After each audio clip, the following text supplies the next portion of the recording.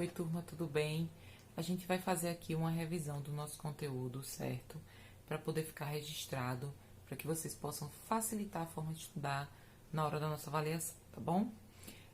Nós começamos o conteúdo falando sobre dois termos muito importantes que eu já trouxe anteriormente, tá? Que são etnia e miscigenação. Para a gente entender miscigenação, a gente precisa entender primeiro etnia, tá? A gente entende etnia como uma palavra que faz referência a um grupo de pessoas de mesma origem biológica e cultural. É importante falar aqui biológica e cultural, tá? Essas duas coisas andam de braços dados quando a gente fala de etnia, porque grupos étnicos, eles têm características específicas dessas duas linhas diferentes, tá? Quando a gente fala biológicas, a gente está falando de tipo físico, tá? De características físicas, e culturais, a gente está falando das bagagens culturais que essas pessoas carregam, tá? E a miscigenação, na verdade, é a mistura das diversas etnias, ou seja, diversas características biológicas e culturais que transformam essas pessoas em um novo grupo. Aqui no Brasil nós sabemos que a gente tem origens indígenas, europeias, de vários locais da Europa e africana, certo? Então, a gente tem, e também, óbvio, depois de um tempo a gente teve a presença aqui dos orientais, dos japoneses e chineses, agora coreanos. Isso traz também uma miscigenação. Isso já miscigena as pessoas. Então, nosso país, ele é miscigenado e essas características físicas, elas estão marcantes, presentes, óbvio, nas pessoas, assim como as características culturais. Então, a forma como a gente se porta, nosso sotaque. Vou dar um exemplo para vocês. Aqui no Nordeste, por exemplo, o sotaque de Pernambuco, principalmente do Recife, é diferente daqui de Aracaju, justamente porque eles se miscigenaram, né? Eles tiveram essa mistura cultural com pessoas diferentes da nossa. Então, aqui a gente não teve tanto a presença holandesa, a gente teve a presença espanhola e portuguesa, além de indígenas e africanos. E lá em Portugal, a gente teve a presença de holandeses. Então, o sotaque ele vai mudar, a forma de falar, alguns sobrenomes, a maneira como a cultura da cidade ela é divulgada, ela é difundida. Então, isso vai ser característica de miscigenação. A miscigenação ela não transforma todo mundo numa situação, num povo único. Ela faz com que a gente se caracterize de acordo com o espaço geográfico, certo? Mas existem identidades que ainda etnicamente são notadas, né? Então, a gente precisa entender isso para compreender o que é que vai acontecer posteriormente, tá? E aí a gente começa a falar sobre algumas características, né, culturais, para a gente entender o que é cultura, entender como essa miscigenação muda a cultura da gente, tá? Primeira coisa que a gente fala é do cordel, que é algo que veio da Europa, que foi difundido aqui, então a gente está falando de algo que é cultural. E por que a gente está falando de cordel justamente quando a gente está falando de miscigenação? Porque quando a gente pega essa literatura que surgiu lá na Europa, principalmente em Portugal, que era um livrinho de bolso que ficava pendurado em cordas durante as feiras, certo?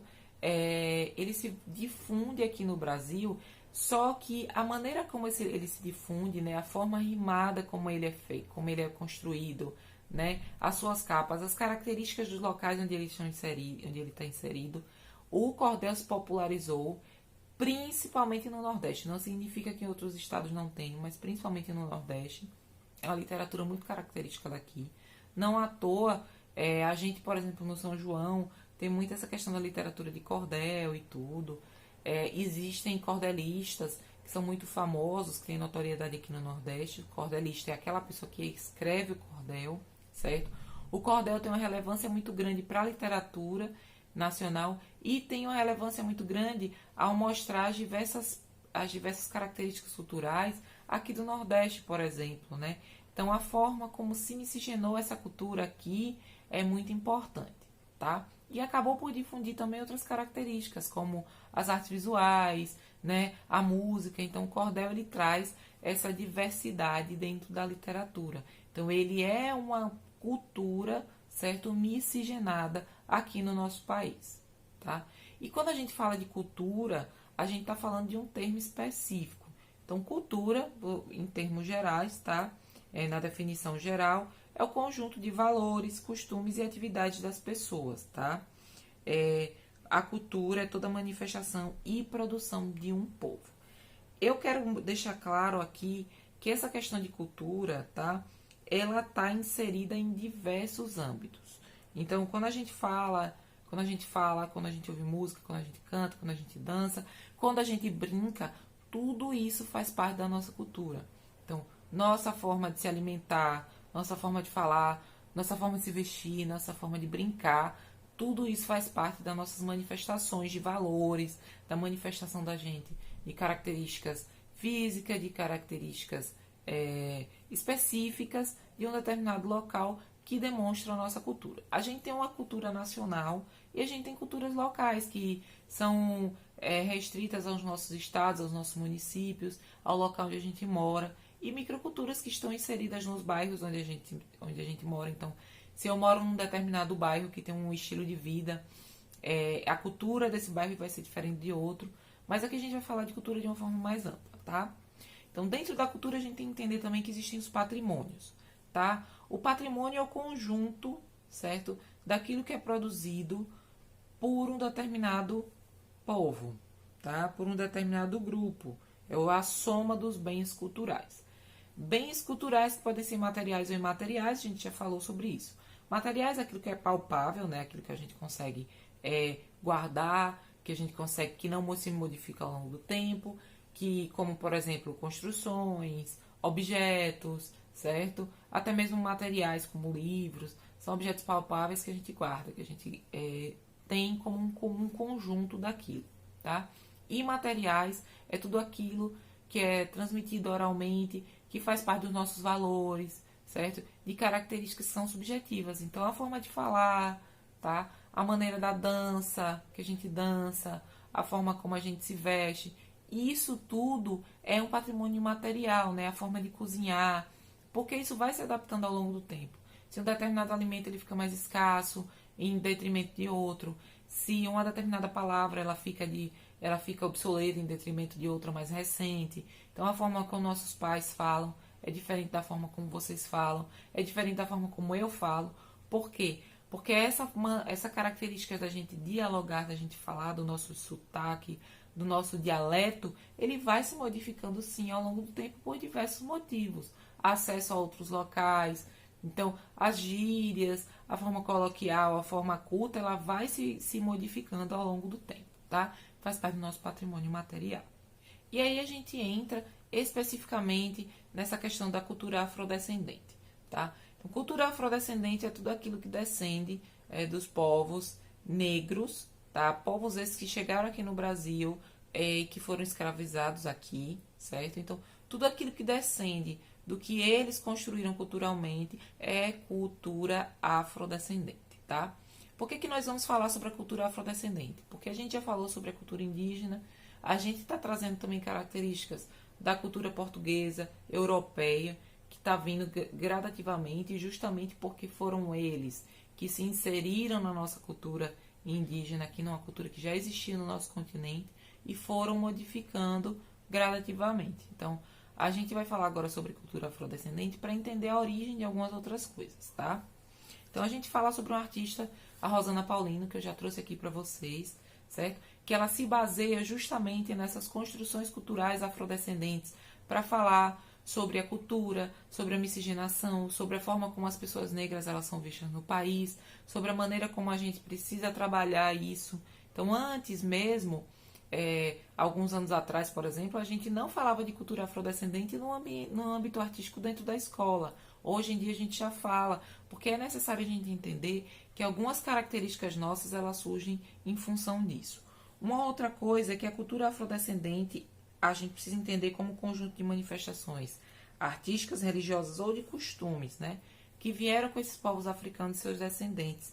E que esses costumes, essas características, elas vão ganhando novas caras. Então, a cultura afrodescendente aqui no Brasil, ela é diferente de uma cultura afrodescendente nos Estados Unidos, no Haiti, certo? Em outros países que tiveram essa inserção dos povos africanos e dos seus descendentes, tá?